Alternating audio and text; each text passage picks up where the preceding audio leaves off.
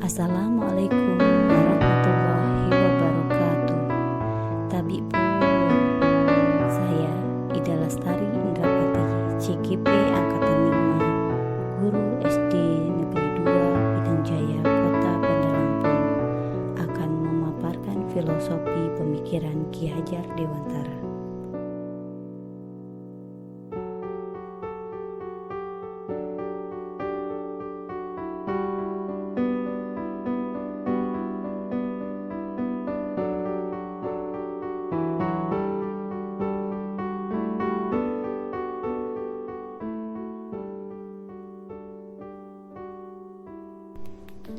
Raden Mas Suwardi Suryaningrat atau yang biasa kita kenal dengan Ki Hajar Dewantara lahir tanggal 2 Mei 1889.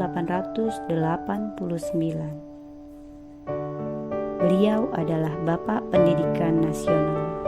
Saat muda, beliau berani menentang pemerintah kolonial Belanda hingga beliau diasingkan ke Pulau Bangka. Nah, disitulah beliau belajar banyak tentang dunia pendidikan dan pengajaran bersama dua sahabatnya, Douwes Dekker dan Cipto Mangunkusumo. Pada tanggal 3 Juli 1922, beliau mendirikan Taman Siswa. Taman Siswa adalah gerbang kemerdekaan rakyat untuk dapat menikmati pendidikan tanpa memandang status sosial.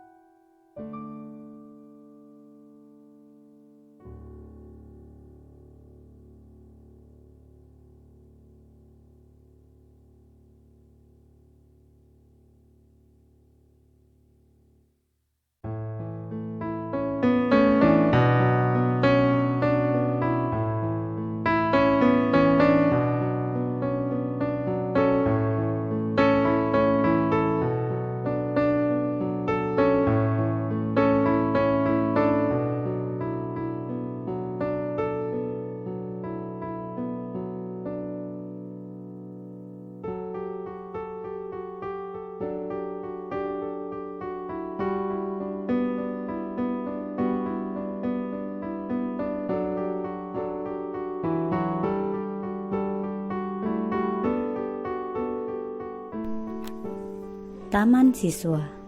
Taman berarti tempat bermain yang menyuguhkan keindahan. Tujuan pendidikan yaitu menuntun segala kodrat yang ada pada anak-anak agar mereka dapat mencapai keselamatan dan kebahagiaan yang setinggi-tingginya, baik sebagai manusia maupun sebagai anggota masyarakat.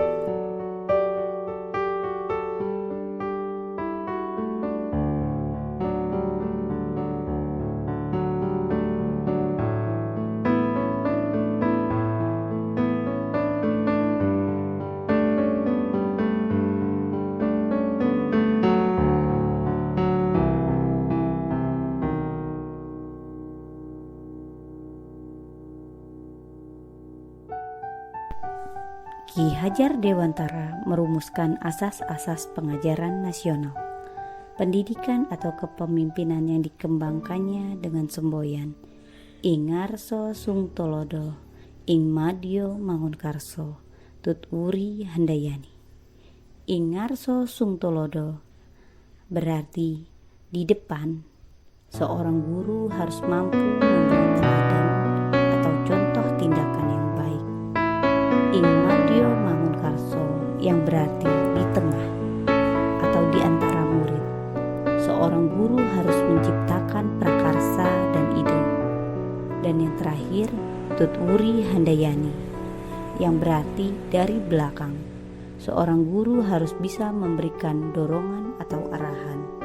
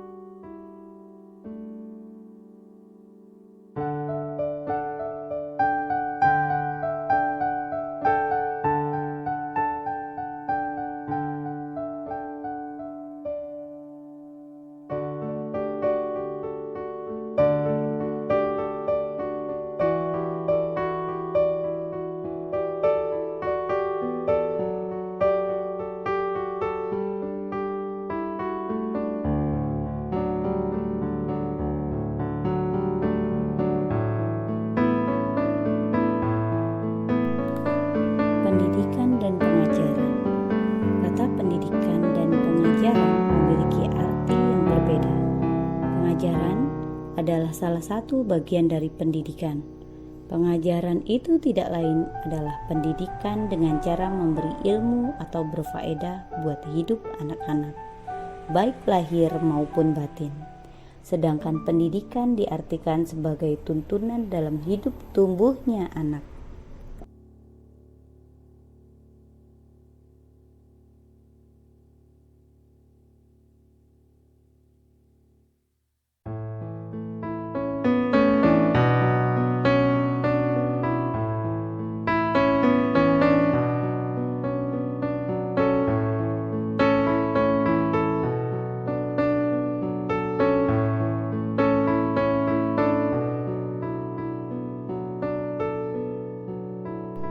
Pendidikan itu hanya suatu tuntunan di dalam hidup tumbuhnya anak-anak kita. Artinya bahwa hidup tumbuhnya anak itu terletak di luar kecakapan atau kehendak kita kaum pendidik. Pendidikan dianalogikan sebagai penyemaian berbagai macam benih.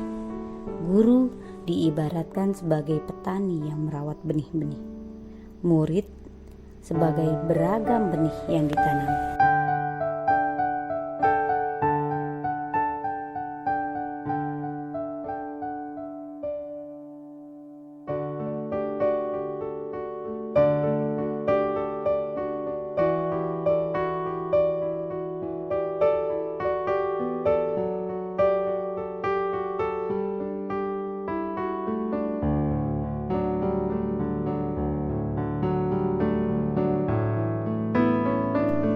Dalam melakukan pembaharuan yang terpadu, hendaknya selalu diingat bahwa segala kepentingan anak-anak didik, baik mengenai hidup diri pribadinya maupun hidup kemasyarakatannya, jangan sampai meninggalkan segala kepentingan yang berhubungan dengan kodrat keadaan, baik alam maupun zaman.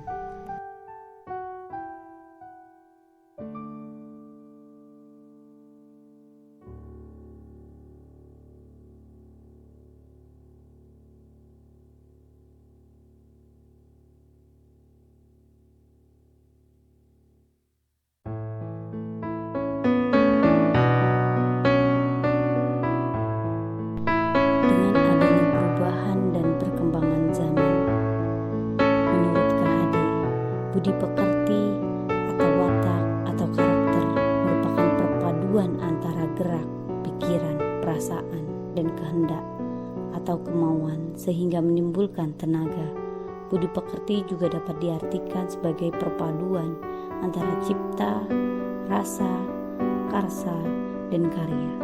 Keselarasan hidup anak yang dilatih melalui pemahaman kesadaran diri yang baik tentang kekuatan dirinya, kemudian dilatih mengolah diri agar mampu memiliki kesadaran sosial.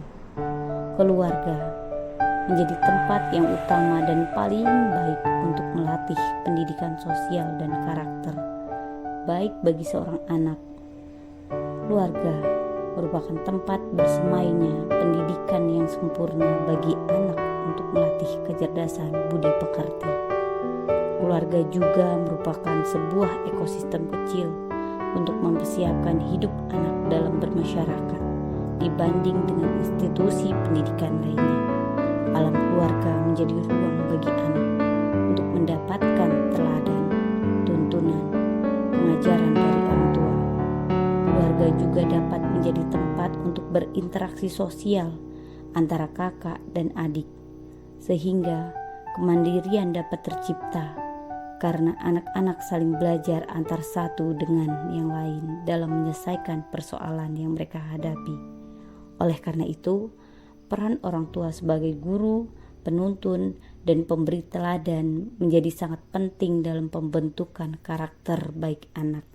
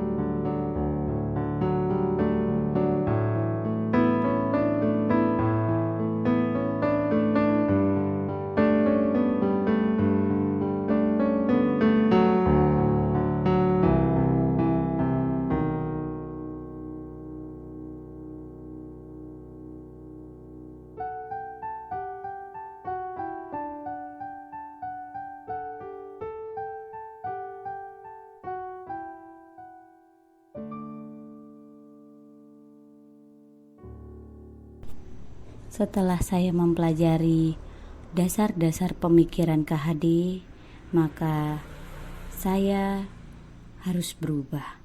Guru harus dapat menuntun siswa berkembang sesuai dengan bakat, minat, dan potensi dirinya. Guru mampu membantu anak-anak tumbuh sesuai dengan kodratnya masing-masing. Pembelajaran harus berpusat pada anak, dan anak harus bahagia dalam melalui proses pembelajaran. Guru juga harus memberikan pembelajaran yang bermakna dan merdeka belajar.